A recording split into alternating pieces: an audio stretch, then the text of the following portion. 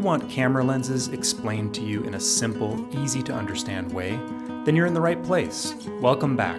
In this video, we're doing a focal length comparison with example photos to help you understand this important photography topic. Let's get started. What is it about a 50mm lens that makes it the quote, standard lens? The term comes from the fact that this lens is believed to closely resemble our own human perception of the subject or scene in front of us.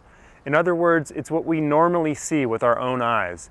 It doesn't impart any wide-angle effect, nor does it bring any distant subjects closer to us the way a telephoto lens would. It's important to understand that the standard lens varies from camera system to camera system. For example, on the Nikon, Canon, or Sony full-frame cameras, the standard lens is a 50mm. On APS-C cameras, the standard lens is closer to a 35mm. On my Olympus Micro Four Thirds camera here, the standard lens is a 25mm.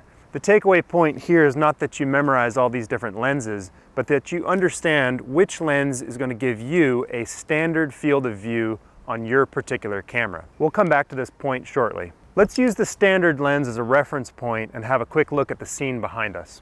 Great, with my 50mm here, I'm basically capturing the scene more or less the way it appears to me without looking through the camera. If I just look at the scene, the church feels a certain distance away, and when I look at my picture here, it's a really similar feeling. It doesn't seem like I'm zooming in or pulling back. It's just a normal field of view. It's a standard lens, and that's what the standard lens gives us. I'm going to switch for a moment to a wider lens. This is my 20mm, and this is going to give me a much wider field of view for my scene. Here we can see a much wider shot. In this case, I've got a lot of trees left and right here that I didn't have before. The church feels much smaller in the shot than it did with my 50mm lens, and it's almost like this lens has pushed us backwards without even moving at all. It's no wonder that lenses like these are favorites among landscape photographers who like to put a lot of dramatic scenery into one shot, giving us the feeling that we're standing right on the spot with them. If we go the opposite direction and put a telephoto lens on the camera, we're going to get a much narrower field of view, and the church behind me is going to appear much closer than we perceive it with our own naked eye. Telephoto is a word that you'll hear used in combination with lenses like this that magnify your view of distant subjects. They're the opposite of wide-angle lenses because they only show us a relatively narrow field of view. No surprise that telephoto lenses like this are favorites among wildlife and sports photographers who aren't able to get any closer to their subjects. Sports photographers love that extra magnification because their photos can show those intense competitive moments out on the field, and wildlife photographers love being able to show us interesting details on distant animals. You'll notice that I have the lens mounted on this tripod foot, which is actually attached to the lens. It wouldn't be a great idea to suspend all the weight of this heavy lens directly from the camera in this case.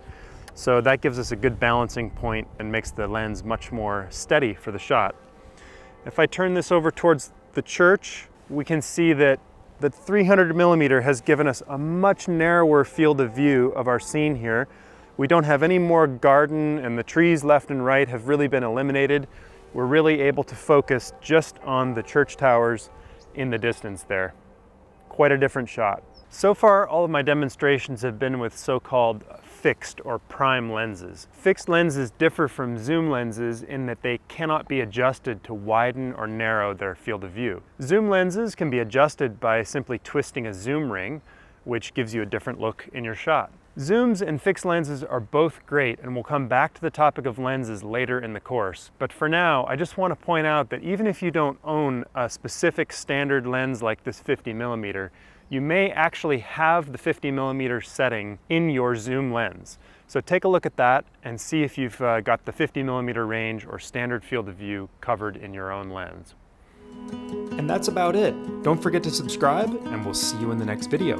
And we've got a lot more waiting for you where that came from, so head on over to viewfindermastery.com, where we've got full-length tutorials, thoughtful feedback, and a really fun community of photographers that are waiting for you to join in. And while you're there, go ahead and download our free Top 10 Purchases Guide if you'd like some advice on must-have gear items that won't break the bank.